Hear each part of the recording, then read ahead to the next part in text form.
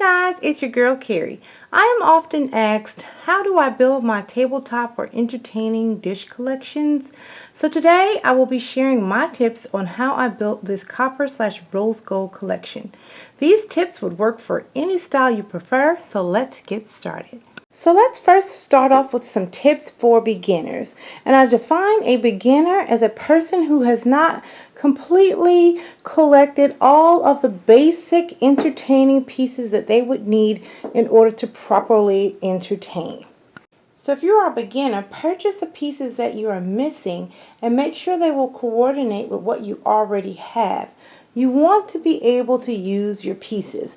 That is the goal. So for example, if you already have your wine glasses, your white plates, your flatware, and things like that, and a couple of serving platters, you may want to start with a drink dispenser. That may be an item that you haven't gotten around to getting yet. You might only have a pitcher to serve your drinks. So getting a drink dispenser would be a great start to start your collection, because now you can blend it in with the items you already have.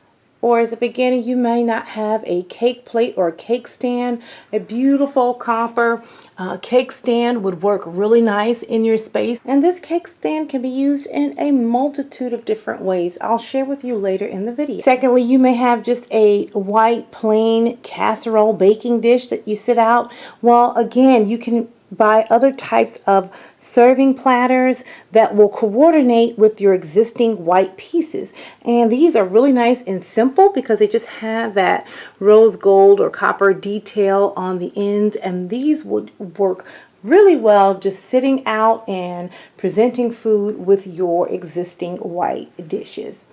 Now, if you see something that you really like, let's say these wine glasses or these champagne flutes with the copper stem caught your eye, I would refrain from picking those items up until I actually got all of the basic pieces that I needed, because what's going to happen is you're going to buy things you like as opposed to what you need, and then you're still not going to be able to set your tables and use them the way that you would like to use them. So refrain from getting what you like until you have what you need, and make sure that they all coordinate and go well with each other. So here are some tips for my veterans, and those are the folks that already have all the basic pieces that they need. I would first ask myself, is this a trend? And what I mean by that is, am I just trying to incorporate something because I like it, because it's something that's on trend right now, it's hot, but I'm not too sure if I really want to go all in and invest the money into building a collection around that entire theme or that entire type of metal. If that's the case, I would take a different approach. What I would do if I was just trying to incorporate some sort of, trend that I like, say for example, you wanted to incorporate the copper trend, I would just choose accessories that would be classic and stand the test of time, but they are not necessarily my everyday pieces. For example, I would choose something like a beautiful wine coaster. Just adding a bottle of wine to a wine coaster just really elevates your table. So I would do something like that. I could also see myself grabbing a little, wine opener, and then you just kind of set the stage for something a little bit extra, a little bit jazzy, and you're getting in on that trend without fully committing. Some other examples of not fully committing is getting, your oil and vinegar bottles. These are really cute. I picked these up on clearance a year or so ago. And down here, this is really nice. This, rose gold or copper and marble cheese set.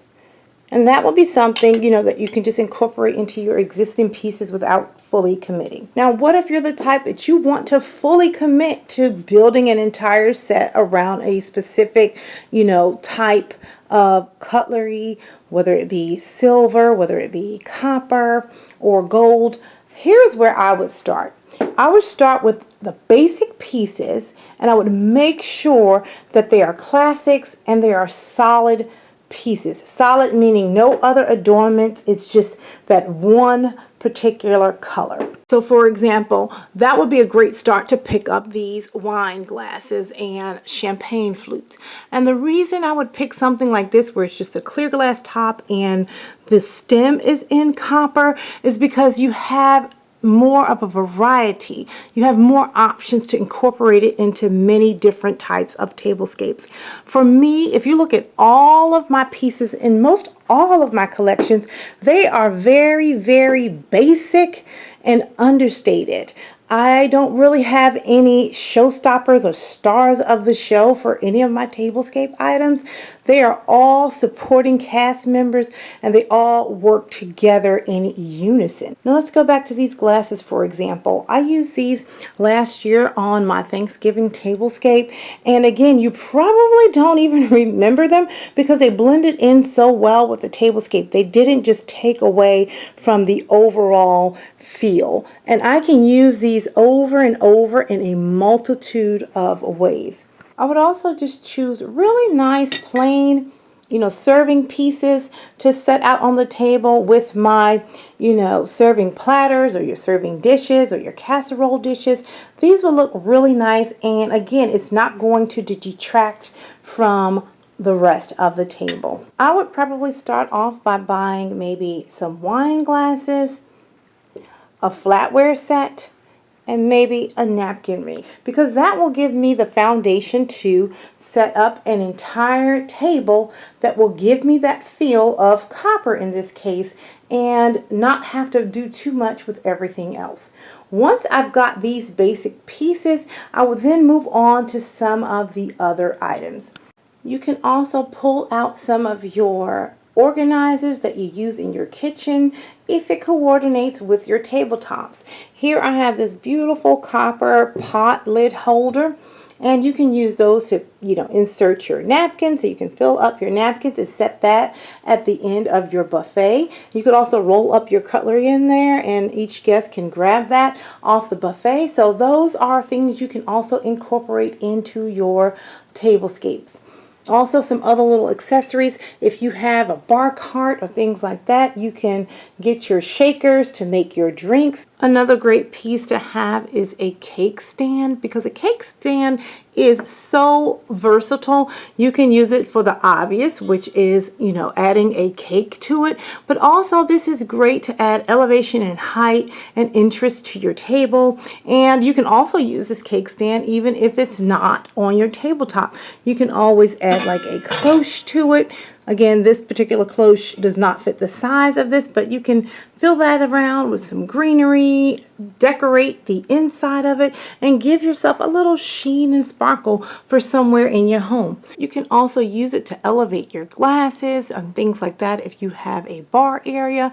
It's so many things that you can do with a cake stand, so I would definitely add that to my arsenal. Now, one of the very last things that I would get if I was building a new collection is what I call those showstopper pieces. And here I have the copper salad plates and the copper dinner plates, and it's the hammered type copper feel.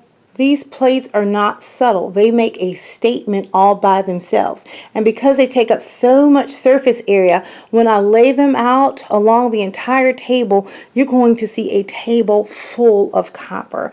And I would really refrain from doing that until I have all of my other pieces in play, because I want to be able to, again, have a supporting cast where every other little piece looks elegant and it works in harmony with each other.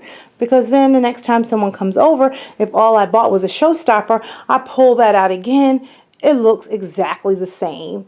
Once you have all of your basic, plain, understated pieces, then you can start thinking about moving into those other more exotic type pieces in that collection.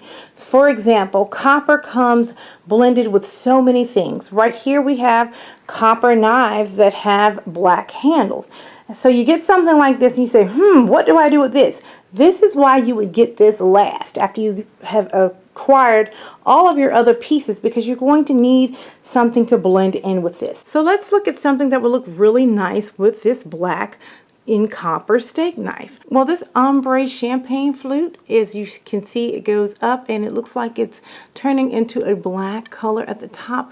This black knife will go very well with the ombre type, you know, stemware. And you would just lay that out with your other stemware and you would have a beautiful setting. So once you start collecting pieces, you want to always keep in mind what you already have and how each piece would harmonize or go with what you have. So after you have all of your basic pieces down that are in a standard solid one color, you might want to start thinking about mixing other compositions. And what I mean by that, let's say you're thinking about what's in your home and you perhaps have a brass tray, a brass and marble tray in your home. You say, you know what? I want to still incorporate copper with that. Copper goes really well with brass. And you can find a lot of copper pieces that have brass accents, specifically the Moscow Mule mug. As you can see, it has a beautiful copper handle. That goes right in with something you already own at home. Same thing for when picking up a cute little cheese set with the marble handle and the rose gold. You can kind of just stick that on there. So let's just say you made a tray that had a few drinks and a little bit of cheese or some snacks on it. This would be the perfect way to incorporate your existing items with new items that you want to introduce to your collection. Another item that pairs very well with copper is wood. Wood, you know, guys, I love wood. I love natural elements. So again, wood really warms up copper. And so I have this little copper dish right here, and this kind of screams fall because it has the little twigs on it, and this is just great. So you can just add in layers of different compositions to make your tables more interesting. Another thing you want to consider are the different finishes. There are so many different finishes that come on copper. Right here again, as we look at the wine coasters, those are hammered copper. Those are shiny hammered copper. So if you like that hammered copper feel and you like the shiny feel, that's a great way to go. In the back, those are actual funnels, but I use those as little mini planters. I just add a little greenery to it and set it on a table or a buffet. You also have what's called antique copper. And here's another example of mixed metals. This has the antique brass, the wood, the copper, and antique silver on it. And I have been hunting for several years for an antique ice cream scoop that had both copper and brass on it, and I just recently found it a couple of weeks ago at one of my favorite antique shops. In case you didn't know, I do collect a lot of antique or vintage type pieces, but I do not collect just for show. I actually like to use every single piece that I purchase, and I've seen these original types of vintage ice cream scoops, but they were so rusted out and dusty. They were just used for decorative purposes, but no, I really wanted to scoop ice cream with my ice cream scoop, so I found these brand new replicas. So these are not the original ice cream scoops. These are replicas, so I will be actually using this gorgeous ice cream scoop. And then finally you have your brushed copper, and it's not as shiny as the shiny copper, or is not as dull as the vintage or antique copper. It just has a little sheen on it. And then the question you might have, well, Carrie, can I mix all these type of coppers together? And I say yes, you can mix the different types of copper. You just want to look at the proximity and the balance that you create on your tables. And I will share those steps with you later on as I build tablescapes throughout the fall. Another thing that I want to mention when I'm collecting items for a collection, I typically always try to go with classics. What I mean by classics is something that's going to stand the test of time, that can be used year after year after year, and it never looks old. No one will ever look and say, oh, that's so outdated. So let's use these Moscow Mules for an example. These are classics. These have been around for years and years and years. And just as of late, you see that there is a copper craze. Copper's trending. People are wanting to add copper in their collections and their kitchenware now, and they're doing a lot of funky things with copper. Like you'll see these in the different little pineapple drink shape, and for the fall they now have the pumpkin Moscow Mule mugs. Although these look nice, I would typically shy away from purchasing anything like that because it limits your versatility to that one season. When else would you use a pumpkin Moscow Mule mug? You can only use it in the fall. Pumpkins are not around in winter, spring, and summer. And that's a huge investment because these pumpkin Moscow Mule mugs are $29.99 each. I believe they're on sale now for 20 bucks. But again, do you want to spend 20, and in my case times 8, $160 on some cups that you can only use one time during the season? And again, those would be showstoppers. So if you pull them out again, everyone would say, oh, we had these pumpkin Moscow Mule mugs before. So again, limit yourself to classics, especially when you're going to be spending a decent amount of money on items. Now, what I would do if I wanted to be a little bit different is to buy miniature versions of classics. So these miniature shot glass mule mugs would be perfect. Those are not going to go out of style and get lost in the shuffle or look outdated or be showstoppers. I love miniature versions of classics, so think about that when you're also putting together or building your collections. Candle holders are also another beautiful way to display on your tabletop. These can work well as candle holders, and they can work well as vessels for small floral arrangements. And I like these. These were given to me as a gift a few Christmases back. Well, I hope these tips were helpful as you start building your collections for the upcoming holidays and entertaining in general. And again, if you like these entertaining type series, let me know. Leave a comment down in the box below. And one idea that I was thinking of doing, let me know if you would like something like this, is doing a video on finding your entertainment style. And basically what that means is not just telling you what to get, like plates, forks, dispensers, and things like that. But there are different styles in each one of those categories. And I can help you select how to choose your style that would best suit your entertaining needs. Be sure to check out my previous video of a budget-friendly birthday party that I just did for Reagan on her birthday a couple of weeks back. And until next time, I'm going to keep calm and carry on. Bye, guys.